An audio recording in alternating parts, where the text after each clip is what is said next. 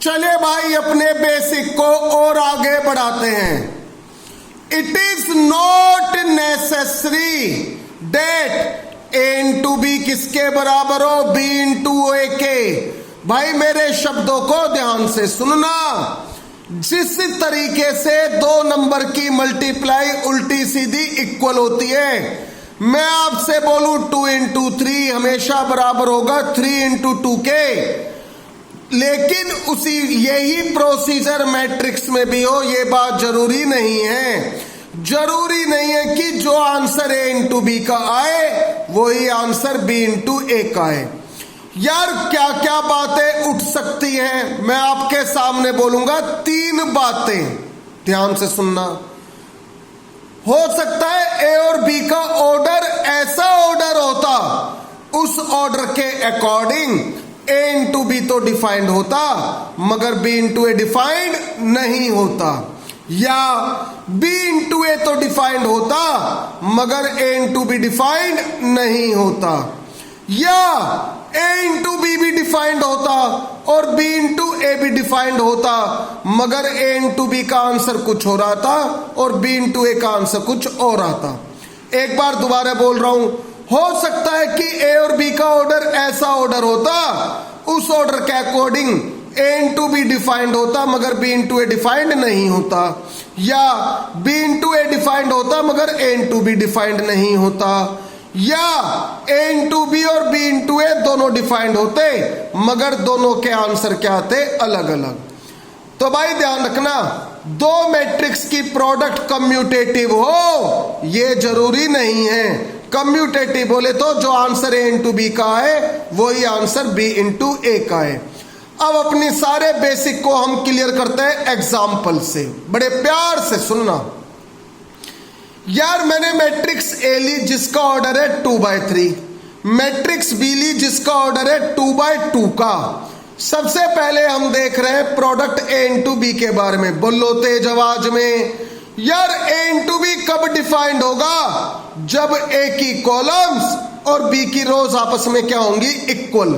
जरा यहां पे चेक करो, यार ए में कॉलम कितनी है 3, बी में रोज कितनी है 2, जो कि आपस में इक्वल नहीं है, तो इसलिए ए इंटू बी डिफाइंड नहीं होगा।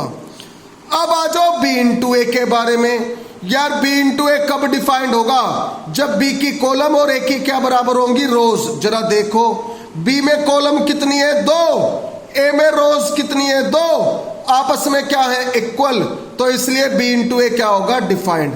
नो अब हम क्या फाइंड आउट करेंगे, बी इंटू ए। बड़े तसल्ली से ध्यान से सुनना भाई, बी को लिखा पहले और ए को लिखा बाद में, बड़े प्यार से सुनना। दो मैट्रिक्स की मल्टीप्लाई कैसे होती है, कब होती है, कैसे करते हैं, सुनिए ध्यान से। भाई पहली मैट्रिक्स की लीजिए फर्स्ट रो, पहली मैट्रिक्स की लीजिए फर्स्ट रो, पहली मैट्रिक्स की लीजिए फर्स्ट रो, और भाई दूसरी मैट्रिक्स की लीजिए फर्स्ट कॉलम। पहली मैट्रिक्स की फर्स्ट रो और दूसरी मैट्रिक्स की फर्स्ट कॉलम। मल्टीप्लाई कैसे करनी है भाई, पहले एलिमेंट की पहले एलिमेंट से, फिर हमेशा बीच में प्लस का साइन, फिर दूसरे एलिमेंट की दूसरे एलिमेंट से। जरा करो मल्टीप्लाई, -1 इंटू 2 प्लस 5 इंटू 5।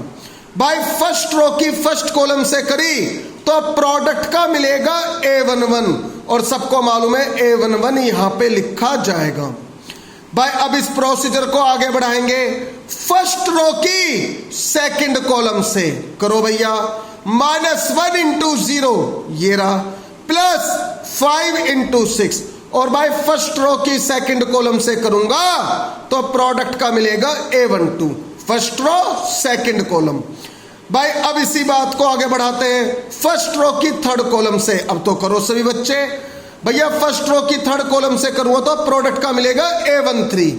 हाँ जी, -1 इंटू 1 प्लस 5 इंटू 2।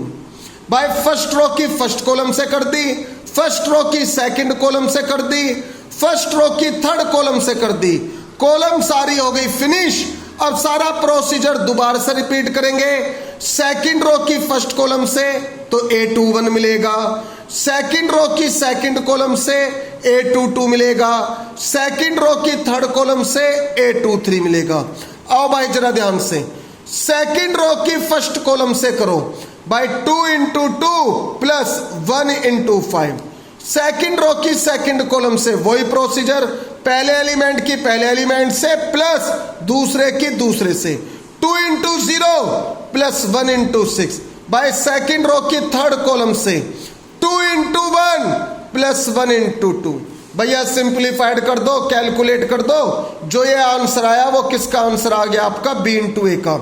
और भाई इसका ऑर्डर क्या बन रहा है 2/3, 2 तो है रो और 3 क्या है कॉलम, और इस ऑर्डर में चेक कर लो ये B × A का आंसर है।